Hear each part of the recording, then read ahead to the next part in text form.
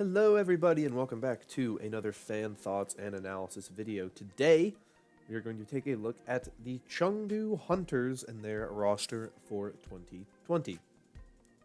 Chengdu Hunters finished the 2019 season with a 13-15 record, minus 11 differential.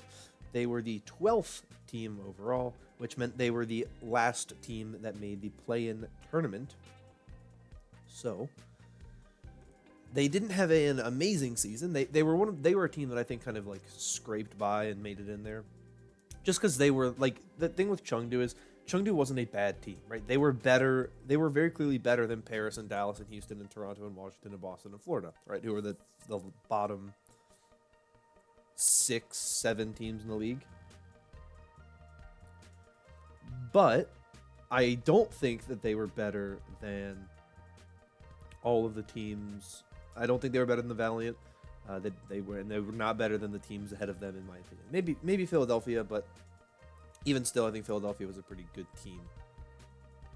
They just kind of had a slow, collapse in a way, and they struggled at times. But Chengdu is a team I was never super impressed by. They had some good, obviously they had some good wins in there. They had some really good matches. But I think that overall, they were not the most impressive team. But they go into this offseason making very few moves as a team, which is very interesting to me. Now, I should mention, what's interesting is that they are currently at 11 officially announced players, but there's rumors that there's 2 other players that they have signed, neither of which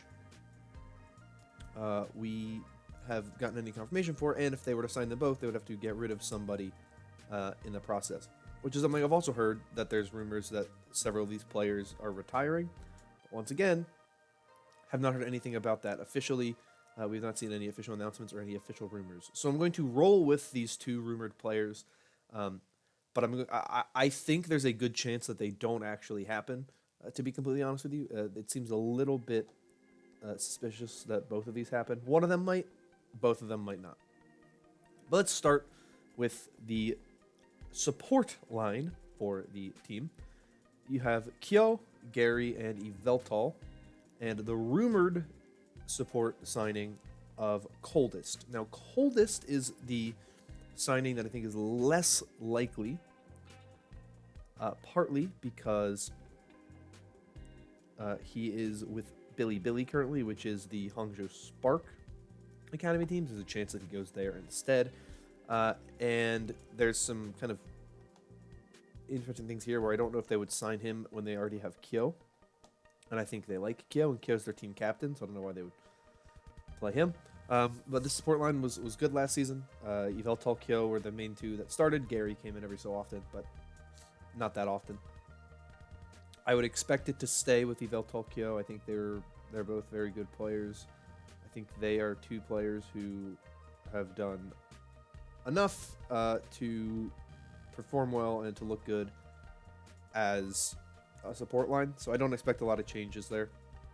Like I said, maybe we see Gary come in every so often, and maybe if they do sign Coldest, he comes in and plays for Kyo every so often. But I don't expect it because I think they really like their lineup. I think they really like Kyo. I think they like what Kyo brings to the table, and I think they like him with Yveltal. So I don't expect a lot of changes there, regardless of whether or not they signed Coldest. But their sport line's solid. I think it's one of the strengths of this roster. I think it's one of the things that they have that is has looked pretty good. And I'm interested to see kind of how they work with it from here on out. And I'm really interested to see like what their final roster is, because like I said, they haven't announced anything. They have not announced a single thing about this team and moves and whatnot that they've made. They've been very quiet, and I'm curious to see what they do, because it's been pretty interesting since they haven't really done a lot. Now, there have been some pictures that have come out that have like shown players for the team, and it doesn't look like anybody's gone from what I can see. There's no like obvious people who aren't there, so it looks like they really are just rolling with the same squad, which is interesting, but not unprecedented. But obviously, like I said, 2 potential signings. We'll talk about the other one here in a little bit. Move on to the tank line, of course. They have Elsa and Late Young as their flex tanks, and Among and Jichirin as their main tanks. Elsa played very, very well last season. I would expect him to keep playing. I don't expect Late Young to get much playtime once again. Late Young's thing that Late Young could really do is Late Young kind of had a lot more flexibility as a player. And he was definitely a lot better as Zarya than he was as Diva. So we'll see what happens, but I think Elsa played better with what they needed, and I think Elsa has more of a deep hero pool, so that's something to be noted. What's interesting to me is the main tank battle. Sorry for bumping the mic. I don't know if it actually picked up really well. The main tank is interesting to me because obviously we all know Among, super popular, played a lot of Wrecking Ball, didn't play much else, and they kind of just played around that. But what's interesting about Among as a player is that we saw some good Reinhardt come out of him every so often. I don't think we saw much. I think we saw some Orisa as well. And if Orisa is the hero that's being played, well then, that is what it is. But Jichirin is kind of the better known main tank player, and he plays the Reinhardt and he plays the Winston, and he's more known for that. So if Chengdu continues to kind of play this weird style that we have been seeing from them from last season, I would expect Among to keep playing, and he would keep playing on the Wrecking Ball. If they try to go more traditional, which is not typically what Chinese Overwatch does, Chinese Overwatch has always been a little more wacky. They've always been a little more weird. They've always been more experimental. They have run things differently than other teams and other regions in the world. Then I would expect more potential to see Jichirin play. I don't know what we're going to see. The fact that we didn't see Jichirin play much late in the season, even when the meta was changing, and they still stuck with Among, shows me they probably are going to plan to play a lot of Wrecking Ball, run Among. I don't really know. It's interesting. This is an interesting team just because they didn't make a lot of changes, even though they weren't a great team. They were a pretty good team, but they are just basically saying we're just going to roll with what we have. We're going to do everything we can, and we're going to hope that it all works out well. And it's like, okay, whatever you want to do. But I think it's an interesting tank line. I don't expect a lot of changes in the tank line. I expect for the most part it'll be pretty much the same thing. I don't think they're going to do a lot to change it just because of what we've seen. No real reason to believe they will change much. So let's move on to the damage dealers. We have in the hit scan or main DPS role, if you want. Of course, we have Bacon Jack. We have Yang Xiao Long. We have Leave, who is kind of just he can play like everybody. He's got a really wide hero pool. Genji, Widow, Tracer, McCree, Doomfist. He plays like everything that you need, so he can play a lot. And then for the flex DPS, they have Jinmu and the rumored signing of Kami. Now, Kami is an interesting one. He plays for LGE Huya, which is the academy team for the Chengdu Hunters. And his hero pool, mainly is Pharah and some Tracer. Well, Jinmu's best heroes are Genji and Pharah, and he is an incredible Pharah. He is insane. He was arguably the best Pharah in the 2019 season. I think the best one was Ding, but Jinmu is up there as well. He's a very good Pharah player, and he looked very good in the World Cup. So I don't really see much use for Kami on this roster when you have Jinmu. Now, maybe we're going to see one of their 3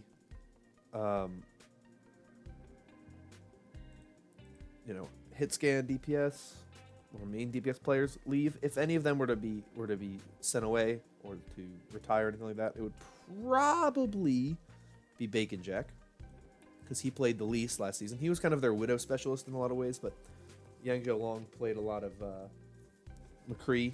He didn't really play as much Widowmaker.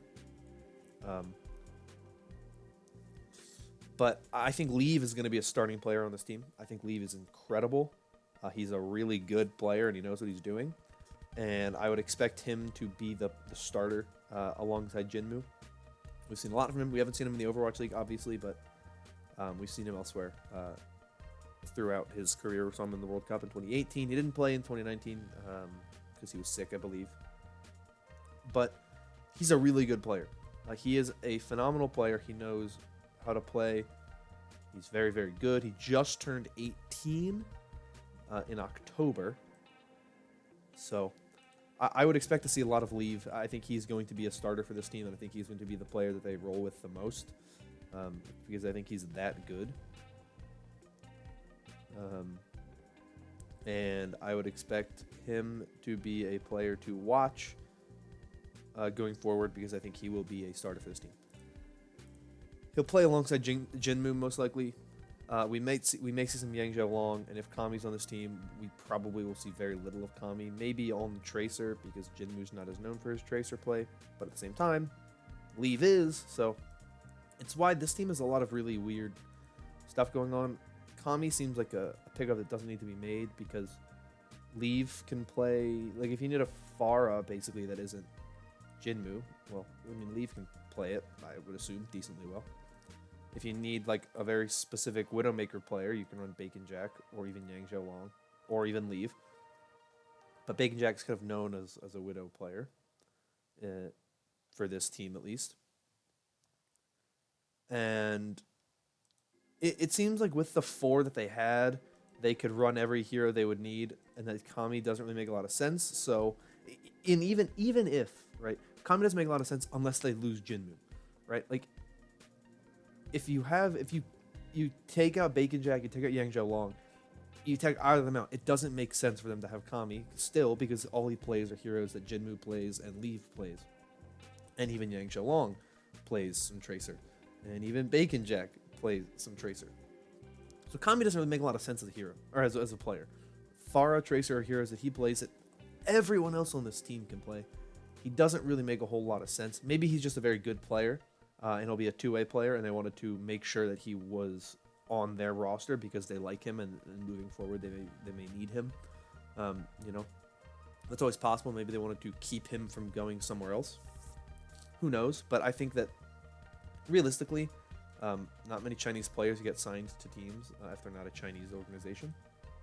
I think that a lot of that comes down to language barriers. I think it's the kind of thing where it's not as risky to sign a Korean player and have the Korean player learn English, because Korean players tend to be the better players than Chinese players.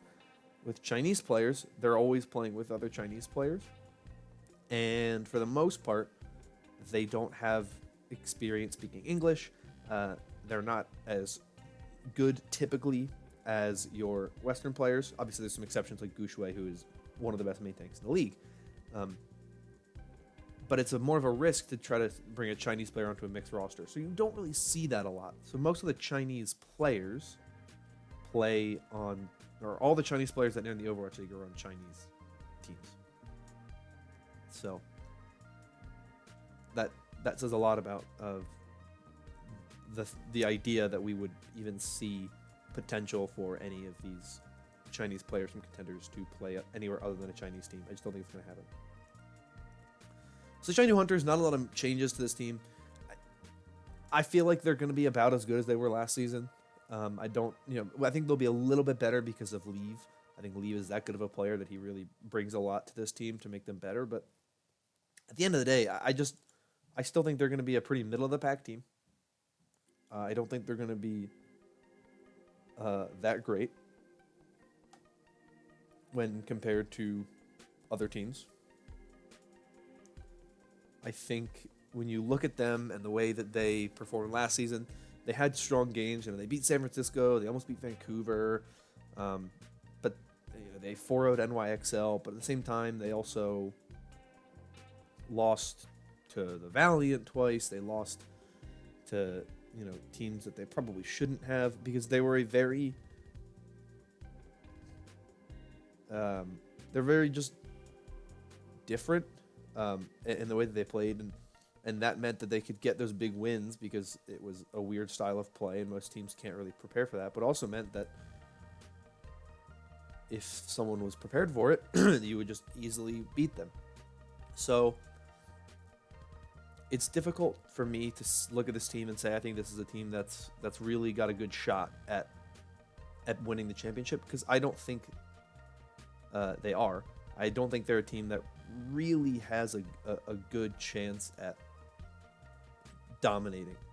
I just think that they're too strange in the way that they play, and it's the kind of thing where like it will give them moderate success. They will have, they will probably either have a winning record or they'll make the play-in tournament or something like that, because they can win. They're capable. They're disciplined enough that they can win those games against some of those not as strong teams, that in a close matchup they have a really good chance at winning, because I think they've built a very strong kind of connection as players. I think they've built a very strong team environment. But I think when it comes to just like pure talent, obviously, I think there's going to be some games when they're going up against teams like Vancouver or like San Francisco, who are very good teams. It's going to be harder for them to win. Now, obviously, we saw them almost beat Vancouver, and yes, we've seen them beat San Francisco, and yes, we saw them beat New York in Stage 4.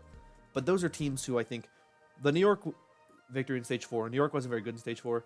I don't think New York really tried as hard, and I think that when we look at the playoffs and you see the fact that they were not coached by Pavane in the playoffs, and they were coached by IMT instead. You kind of see like that was probably a coaching thing where he didn't really understand what was going on, and so they made a change just to kind of figure things out.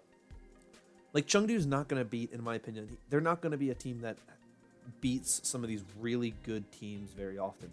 They're going to be a middle-of-the-pack team. They'll beat the teams that are worse than them. They'll lose to the teams that are better than them. Occasionally, they'll lose to a team worse than them, and occasionally, they'll beat a team better than them. But they're not a team that I think is going to really compete with the teams at the top, but they're also going to dominate the teams at the bottom. That's my thoughts on Chengdu, just like they were last season. A lot of people really liked watching them last season. I didn't really care that much.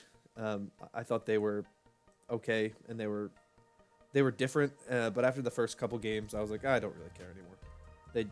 They do what they do, and they are just going to keep doing it, and that's really all there is to it. So those are my thoughts on this team. So if you enjoyed, consider liking and subscribing. Let me know in the comments down below your own thoughts on this roster down below. But that's all I have for you. So once again, thank you. I'll see you all next time. Hope you all have a wonderful day. And bye-bye.